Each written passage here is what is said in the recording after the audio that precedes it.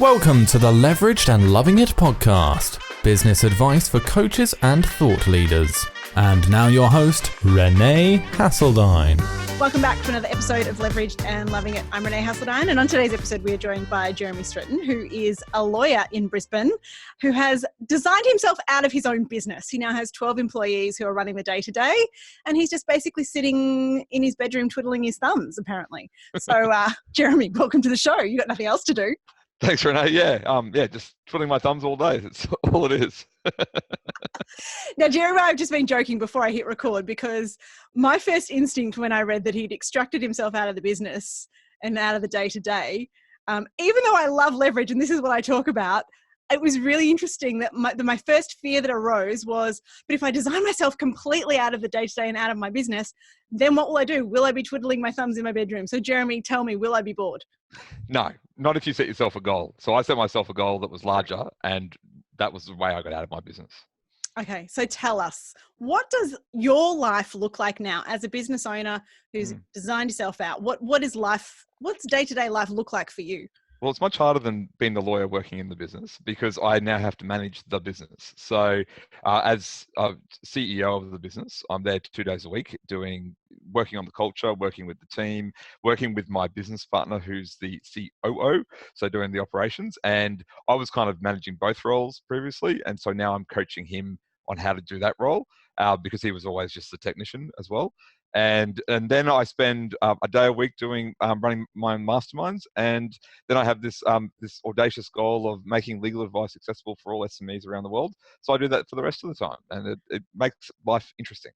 Okay, all right. So to be clear, then, so you're not actually doing the day-to-day stuff. So you've got other people on the team doing that, but you're not completely designed out of the business because you're still actually leading Yes. I'm not the lawyer in the business. I don't have any more legal files, which is a big change from someone who's been a lawyer for 16 years.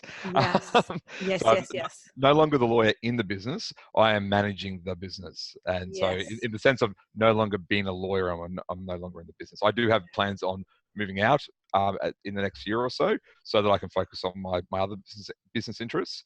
And at the moment, just that CEO role gives me a lot of joy doing that. Yes. So I'm curious to know, because I've done, a little bit, my team's at 6, it's not quite the 12 that you've got. But I found that it's forced me into having to learn how to lead and manage people. So I'm curious to know for you what that journey's been like. Yeah, and that's been a really interesting journey. So when I started my business 8 years ago, as the time of recording this, I thought I knew everything and I knew nothing. I always say that I was working for another law firm in Brisbane City, and my business partner and I were working for the same firm, and we just knew that we could do it better than everyone else. So of course you could. Yeah, we all can, right? We were great technicians, but we had no idea about everything else. So really, it's been a learning journey, and it's been one that I've been helped with. I've done a lot of education, had coaches, worked on my mindset. And really that's been the key, is to work on the mindset and realize that I can't do what I want to do. I don't want to be a 60-year-old lawyer who's not happy with their life, having been a lawyer for the whole of their life. That's just not what I want. I want to do something else. So I had to educate myself and change my goals and my strategy to be able to get out of there, and also not to be the person that everyone relies on for their legal advice, but to get my joy from helping my team. Yes. I can totally resonate with that as well, because I feel like I'm inspired by my family, but I'm equally inspired by my team now as well, because I want to inspire them. I want to do well for them and excite them as well to have more and be more. So yeah. Super, super cool. All right. So what would you say, having successfully, designed yourself out of the day-to-day, what have been the key ingredients for success? It's really been setting a goal. So setting that goal and realizing that there's something bigger than just being the corporate lawyer in Brisbane. There's something bigger that I can help more people. And, the goal of making legal advice accessible for all SMEs around the world, I can't just do that sitting in my office in Brisbane. Can't do that sitting in my bedroom in Brisbane either, just quietly. I need to get out there and do a lot more and see a lot and work with a lot more people and really learn to build systems and processes to be able to scale. So the first step was to build those systems and processes in the law firm, and to hire great people who shared our values, had a great work ethic, and could really take over and be that person. You know, in Michael Gerber's E-Myth Revisited, which I'm rereading for about the 5th time at the moment, he talks about, you know, hiring that minimum person. And for us, you know, the minimum person who can do the job. For us, that never worked. We always needed someone at a higher level. If you wanted to step away from the day to day, hire someone at a higher level to be able to take over from you and be that trusted advisor for your clients and customers. Yes. And whilst Gerber isn't wrong in the context, in what, you know, with what I'm trying to do to move myself out, I had to hire really good people to be able to do that, build the systems so that they could take on the business that we wanted them to and in the way that we wanted them to, and then implement and coach and just be there to help them and be there as a sounding board when they need help. Yeah. Great.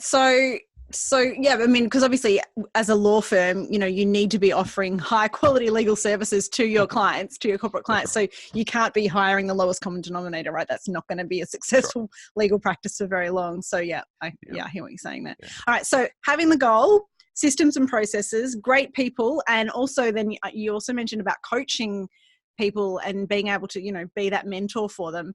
How did you go about learning that sort of stuff? Just taking advice, talking through things, reading books. I love listening to podcasts. I listen to about 30 podcasts a week. I read books all the time. You know, try to read at least 3 or 4 books a month, and just learning and then implementing. So, you know, learning's great, but then actually getting in there and trying new things, being prepared to fail and being prepared to take the feedback from the team as well, asking for it, and then just practicing. At the end of the day, that's the only way you can do it. Implement, practice. When it doesn't work, then pivot and change it up to make it work again. And it's still a work in progress. You know, I've been doing it for, you know, employing people for 7 out of those 8 years of being in business, and you know, I'm not perfect at it, but I think every time, every interaction, I get better at it, and I feel like I'm getting a better result every time that I do it. So you can never click your fingers and it happen overnight. Even though us entrepreneurs wish that could happen, that just doesn't happen in life. So it's time. No. It's a constant learning curve, isn't it? And you know, this is my 19th year in business, and I feel like but we learn the most from our biggest mistakes. So I'm curious to know, what's the biggest mistake you've made? I think it was not having the right systems and processes in place when I first started employing people.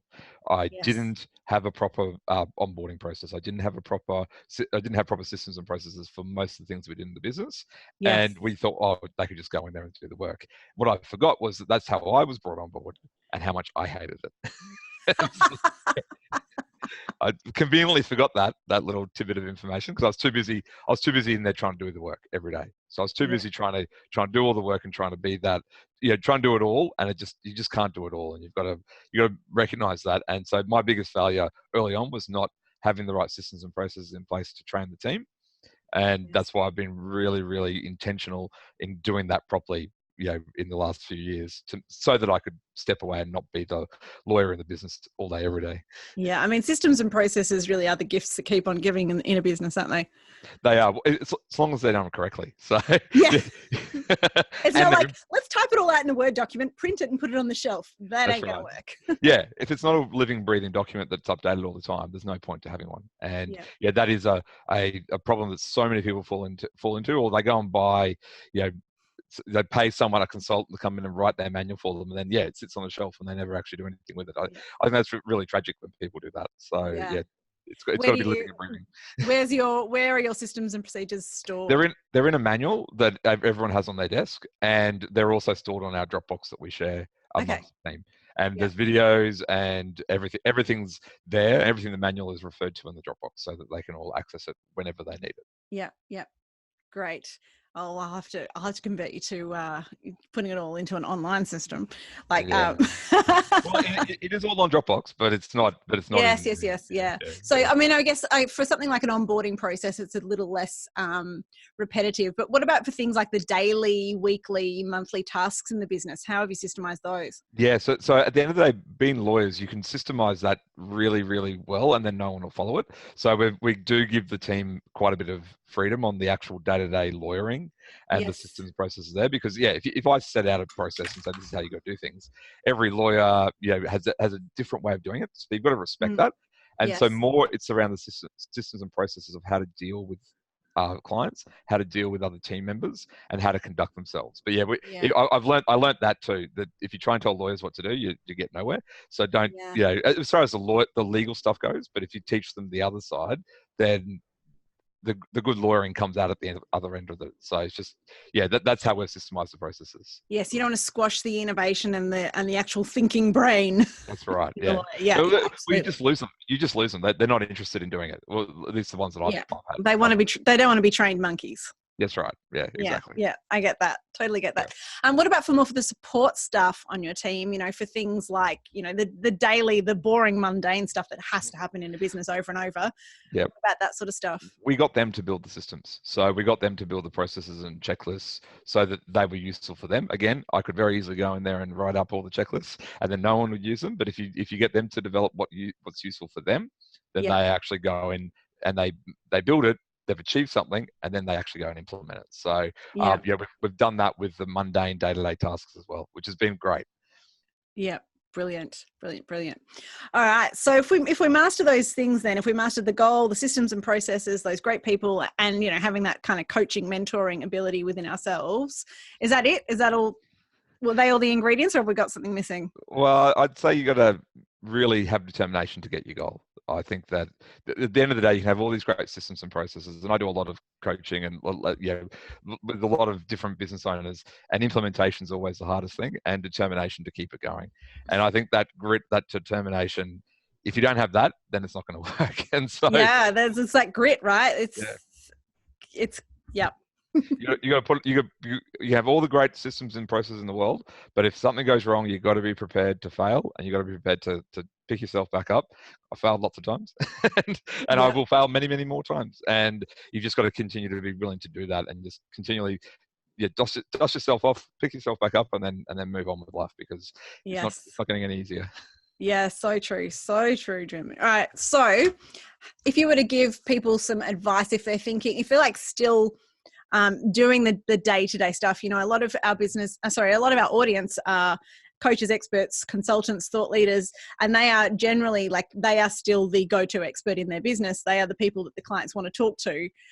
If people want to design themselves out, what advice would you have for them? Well, the first thing I would say is don't just do it for the sake of doing it. So a lot of well-meaning advice says, oh, you should design yourself out of the business. And, like E-Myth talks about the fact that you should do it so that you've got a saleable asset. That's all well and good. But if you don't want to do it, right, then you're not going to do it. You're not actually going to take all the steps that you need to do. So first of all, make sure that's actually something you want. And if you do want to be in the business, what do you want to be doing? Do you want to be that heart surgeon that you have the heart surgeon kind of analogy where they just come in and do the high value work, and everyone else does the preparation, the anaesthetist does their job, the nurses do their job, and then afterwards someone else closes and does all the rest of it. So you've got to decide what you want. And if you do want to design yourself out completely, well, then that's great. Let's then work out a plan. Map out. Don't expect it to happen overnight. Map out a plan for 1, 2, 3 years, depending on the size of your business and how far along that journey you are of getting yourself out. Map out what systems do you need to build? Who do you need to hire? How do you need to train your clients or customers to deal with other people? You need to really spend a lot of time to map all that out, and then review it monthly. Monthly all the time. Like I have Craig, my business partner and COO. We meet fortnightly, and we readjust on a fortnightly basis what we're doing and where we're going to bring everything in alignment. So I think there's a lot of hype, and a lot of people talk about, oh, let's just go out and get you out of the business, but people don't want it. And so when they don't want it, don't do it. No, they're going to sabotage it. That's right. Yep. And so make sure it's what you want first. And if it's not what you want, work out what you want and be honest with yourself, because you just won't do it if you don't want it. So that's step number one. And step number two is then to plan it out. Get advice. Don't try and do it yourself. There are many coaches and advisors and people that have done it before or know how to do it.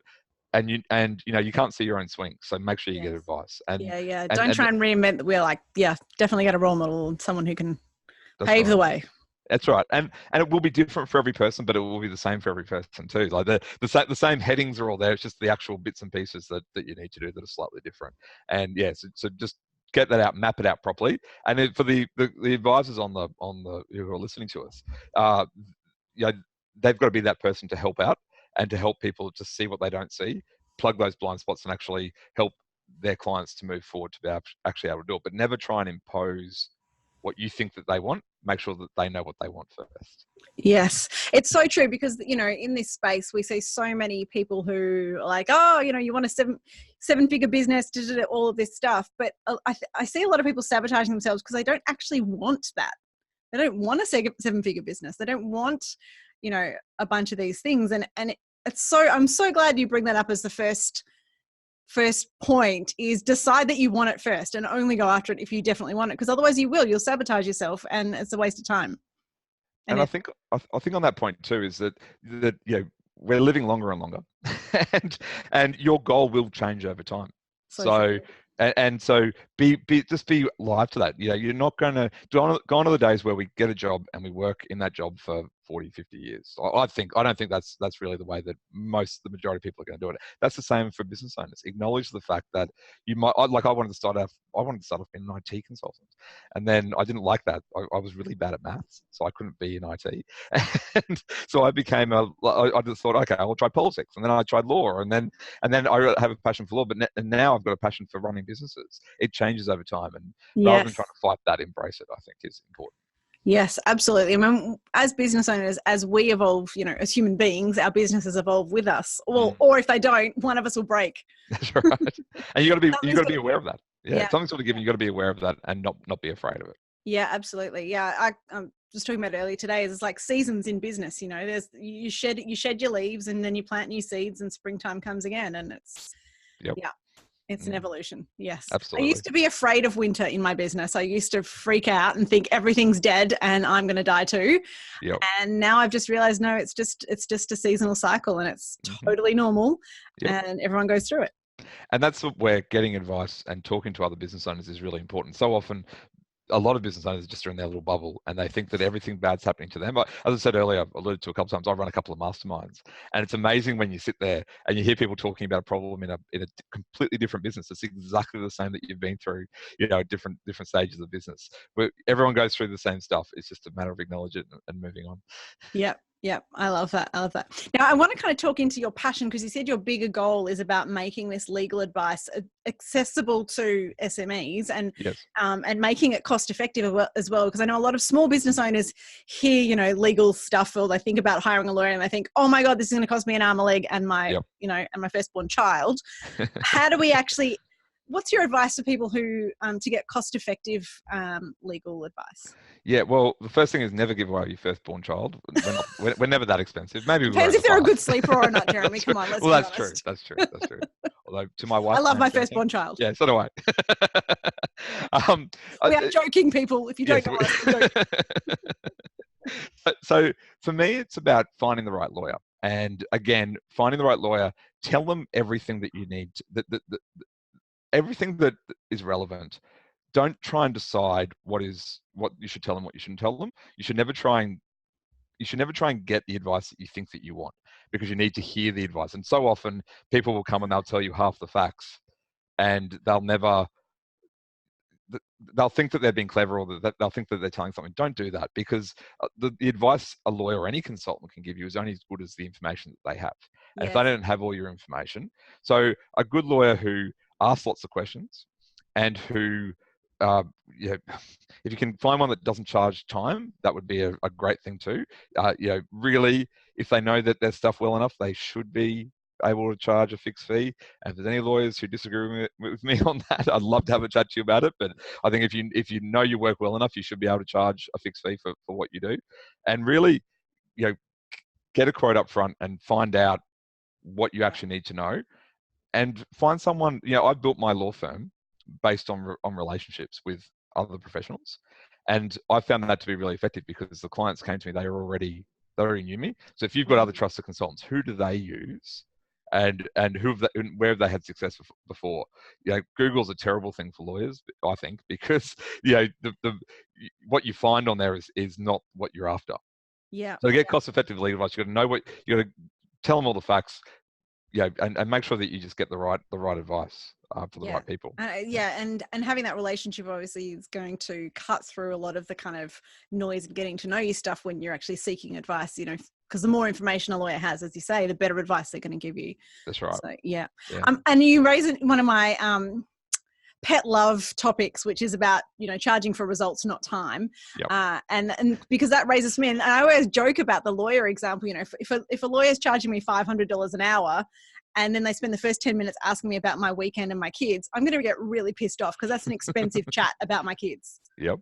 Absolutely. Yeah. And I mean, for me, it's that piece around, clients would ring up and say, oh, we'll start the clock now, or turn the clock off now, or, oh, I've got a big charge in a 6-minute increment. So when do we get to the 6 minutes? We've got to hang up. And it's just not a cost-effective way of doing business. And if you know your stuff, I've been doing it for 16 years. If you know your stuff, you know what it's going to cost. And if you build in, a lot of lawyers will say, oh, but what happens if this happens? Well, put that in your agreement and then just be honest with people. Just be honest and say, hey, listen, what you want, this advice, extra advice you want now is extra advice. It's going to cost more. If people just know what's going on, then it's much, it builds a better relationship. And, Yes. it's 6 times cheaper for a lawyer to keep a client than get new work. So remember that too. And so give a bit of leeway and you'll make a lot more money and have a much better business. Yeah. And so whether you're, a lawyer on the receiving, paying for legal services, I think this is an important conversation, but also for the rest of us, professionals in our own fields, this is applicable because charging for that result, not time, it just makes everyone so much more comfortable about the relationship. Indeed. I feel a lot freer within a relationship to have those just moments of connection when I'm not thinking I'm being charged by the minute. Yes, absolutely. Yeah, it just opens up so much more if you can do that. So I think it's a much better business model. Yeah. Awesome. Preaching to the converted, Jeremy. I'm so on. Excellent. Awesome. All right. So what about a horror story? Have you got any legal horror stories for us? Just to throw something different out there for the Well, so the concept of making legal advice accessible for SMEs centers around a book I wrote called The Business Legal Life Cycle. And I'll tell you one of the stories that one of the two that actually precipitated me to write that book. And so it's a book written in plain English, which was, had to fight being a lawyer to write that. Yeah.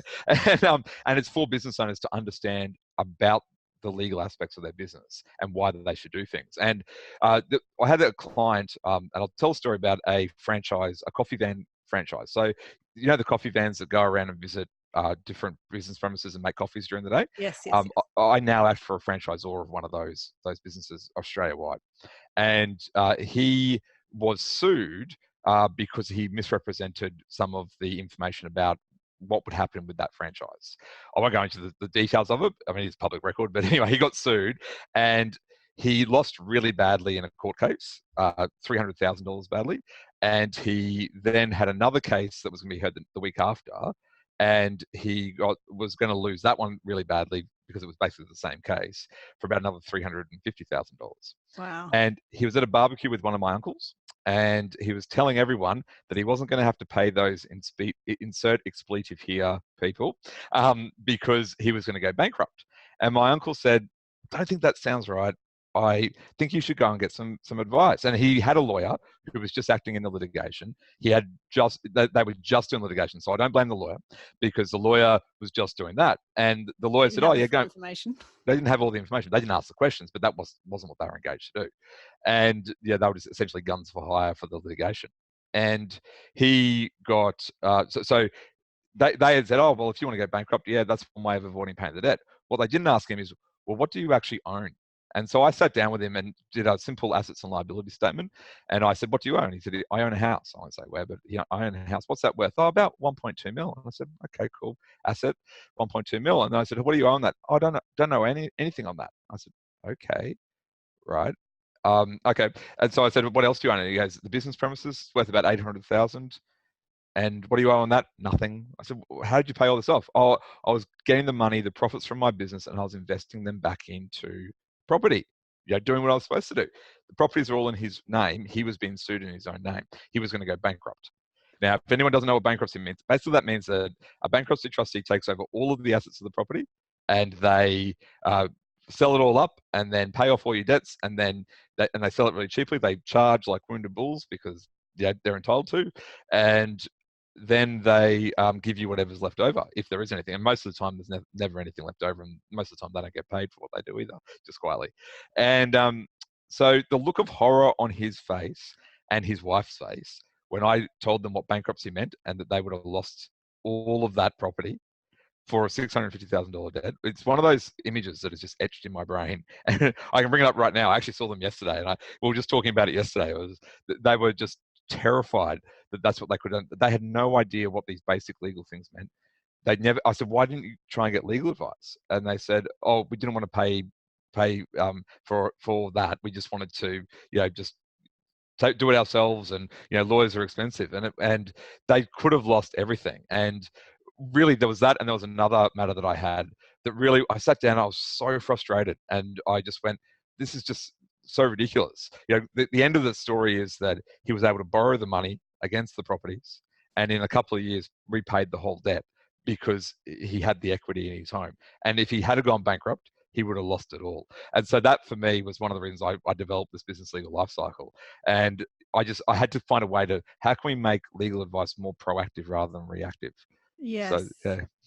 Yes, I love that. Wowzers.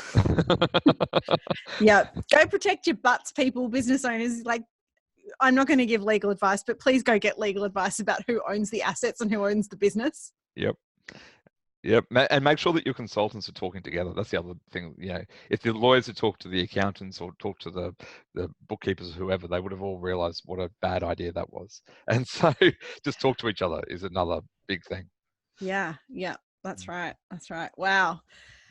Lucky that guy's still got his house. Yeah, well, he doesn't make a move. He and his wife don't make a move without talking to us first. So they're very much committed to that now, which is great from great for us from a client retention point of view. But it's just, I tell that story to lawyers because I'm trying to make the point that you should always ask more than the client's telling you. And you should always make sure that they're giving you more information and giving you all the information, and you don't just accept that they know what they're saying, because more often than not, people don't know. Yeah, absolutely. Super cool. All right. Now, if people want to find out more about who you are and what you do, Jeremy, where can they go? Yeah, so I've set up a page, businesslegallifecycle.com.au/leverage. They can go on there. They can get a copy of chapter 2 of my book. So chapter 2 is about startup. It's about entities. It's about what you should do startup businesses. Whether or not they're a startup or been in business for 20 years, I just think it's the most important chapter in the book. And so I give it away for free because I think it's really, really important. So they can check that out. There's some talk about, I've talked about masterminds, there's some talk about that on the page. And there's also, so one of the additional tools that we have for the life cycle is a placement test. It's a test that takes about 10 minutes. There's 30 questions. And for as a thank you for having me on here, there's a 50% discount on the $95 fee for the listeners to be able to do that if they'd be interested in it. And what that does is it identifies where they are in the life cycle of their business, tells them what they need to do, that tells them what they've missed from the previous phases, and then tells them what they need to do in the future. It's for a lawyer to do that same work, it's about $1,000, and we sell it with our SaaS tool for $95, and for the listeners, I'm happy for them to do it for half price. That's awesome. Thank you so much, Jeremy. And any final words of advice for our audience before we go today? Nothing other than get advice. Make sure that you get advice and follow it, and make sure that you don't just ask and then stick the fingers in the ears. That's right. Yeah. I've seen that happen far too often. None of us. I don't know everything. You don't know everything. All of us don't know everything, and so we need to make sure that we get the right advice so that we can and take the right steps moving forward in our business. Yeah, brilliant. Thank you so much. We've been speaking with Jeremy Streten about scaling up our businesses, but also getting cost-effective legal advice. And we'll be back next week with, I don't even know who, but I'll be there. I'm Renee Hasseltine. You're listening to Leveraged and Loving It. Speak to you next week. For all the downloads and links mentioned in this episode, head to shareyourpassion.com.au.